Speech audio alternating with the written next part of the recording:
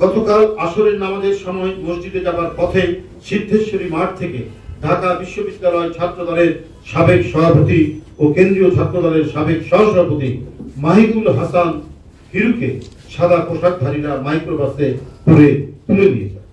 নিজ কক্ষে 3 ঘন্টা আটকে রেখে রাজশাহী বিশ্ববিদ্যালয় ছাত্র দলের 2 নেতা নাফিউল ইসলাম জীবন ও তার বন্ধু ইউনুস খানকে মারধর ও চরম নির্যাতন, পিস্তল দেখিয়ে পায়ে গুলি করার হুমকি দেয়। এখন আবার আওয়ামী সাদা পোশাকধারী গেস্টাপো বাহিনী নতুন রূপে আত্মপ্রকাশ করেছে।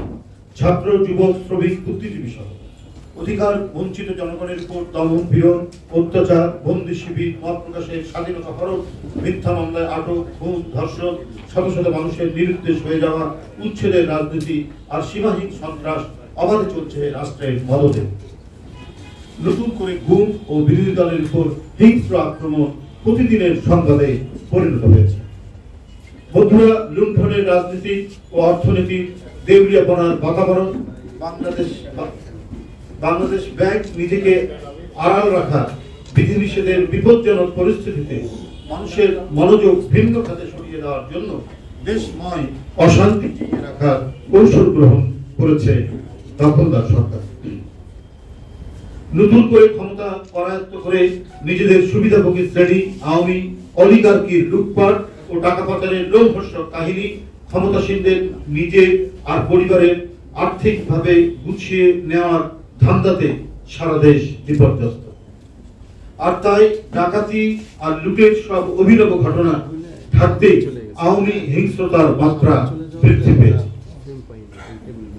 দেশ যে শূন্য গর্ভ তা আজ নির্মম সত্য।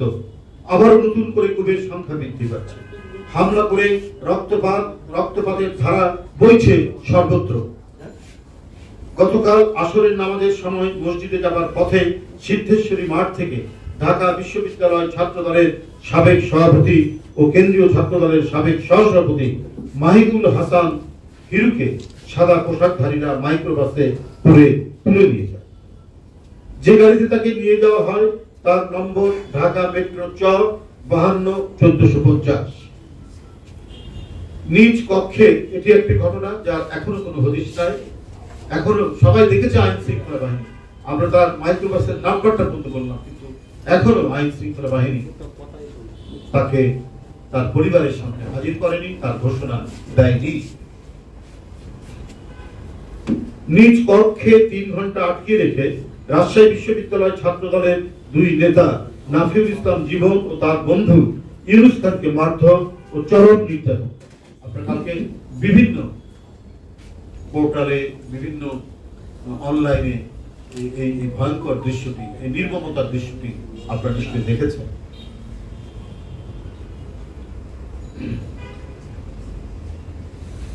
পিস্তল দেখিয়ে পায়ে গুলি করার হুমকি দেয়। অবৈধ সরকারের অনাচারমূলক স্বার্থ সিদ্ধির